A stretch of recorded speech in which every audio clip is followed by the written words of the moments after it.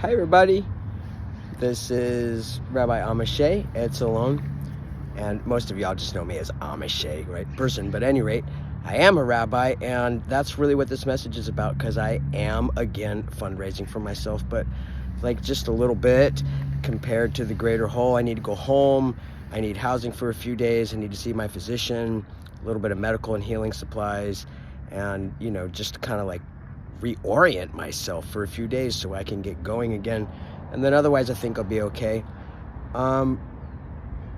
This is big times, people, big times. I'm gonna say that 3 months ago, when my surgery date was finally scheduled, my top surgery date, I had no idea, no idea the state of what it would be like to be a transgender person in the world or in the country today. Just 3 months later, 3 months, the whole landscape has changed. And I'll be honest, I think that in the general sense, I am going to be okay, partly because I have freed myself.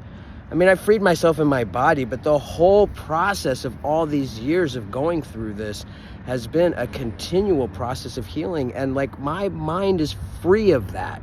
Nobody gonna own me anymore because of what they think of my body or my gender, right?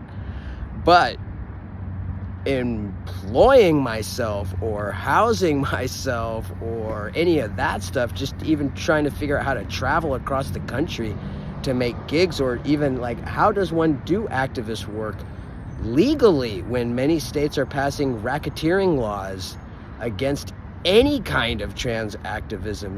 Like, I'm about to put a little disclaimer on my website that says, to enter this website, you have to be over the age of 21 and a resident of one of these 12 trans-friendly states.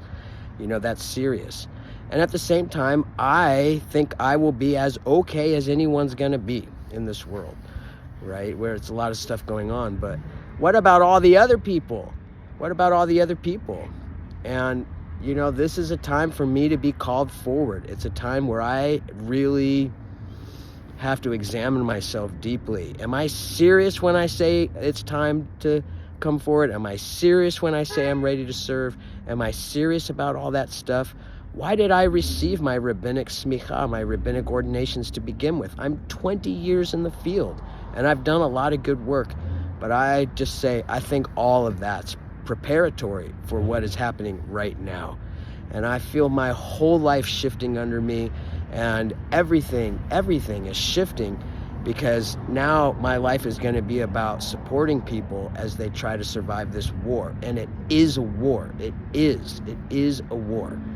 So, at any rate, I am, other than all that stuff I'm trying to navigate, I'm doing great. I just really need to go home. Please help me go home for a few days, get my life together. And while I do that, I'm gonna find housing in some means and prepare myself for what's coming in this next stage. Probably a lot of traveling through trans sanctuary states, right? And working on helping gender refugees and healing work, and otherwise figuring out how do we get through this? Because we will, but how do we do it? And how do we support people?